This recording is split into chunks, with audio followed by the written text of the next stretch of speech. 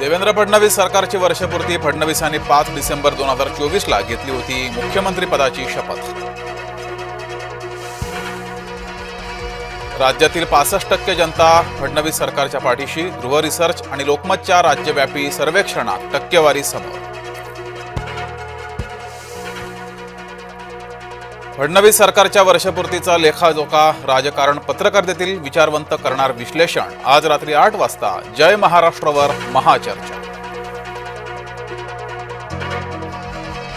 Russian नागरिकांना 30 दिवसांचा पर्यटक व्हिसा मिळणार, दहशतवादी हल्ले रोखण्यात रशियाची भारताला मदत, पंतप्रधान नरेंद्र मोदी यांचं वक्तव्य। मुख्यमंत्र्यांचा वर्षा निवासस्थानी अनाथ मुलांसोबत संवाद, अनाथ मुलांसोबत बोलताना मुख्यमंत्री झाले भावूक। गपले करण्यास घाबरणार नाही, महाराष्ट्र आता थांबणार नाही, वर्षपूर्तीवरून अंबादास दानवेंचा सरकारला टोला। वरळीमध्ये कामगार युनियनवरून भाजप आणि ठाकरे गटात वाद, कामगार संघटनेचा बोर्ड लावण्यावरून वाद, आम्ही कामगारांच्या बाजूने उभे राहणार, भाजपाची भूमिका। मतभेद झाले तरी मनभेद नाहीत, राणे चव्हाण वादावर बावनकुळेंची प्रतिक्रिया।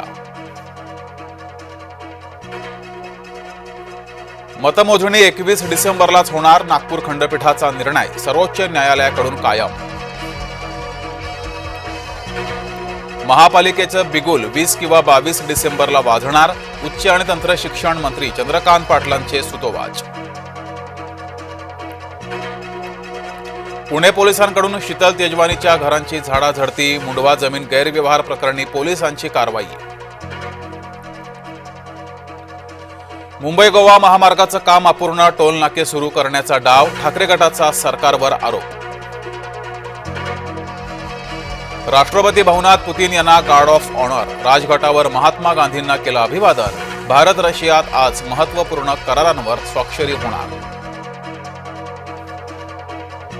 सोन्याचे दर पुन्हा तेजीत, सोन्याचा भाव जीएसटीसह 1,32,000 तर चांदी प्रति किलो 1,84,000।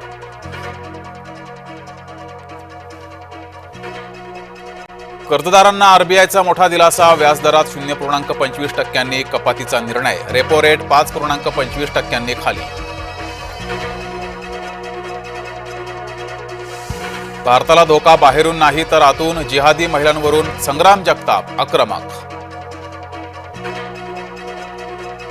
अमेडिया कंपनीकडून मुद्रांक शुल्काची नोटीस अमान्य, पार्थ पवार अमेडिया कंपनीत भागीदार, कंपनीवर मुद्रांक शुल्क बुडवल्याप्रकरणी गुन्हा दाखल।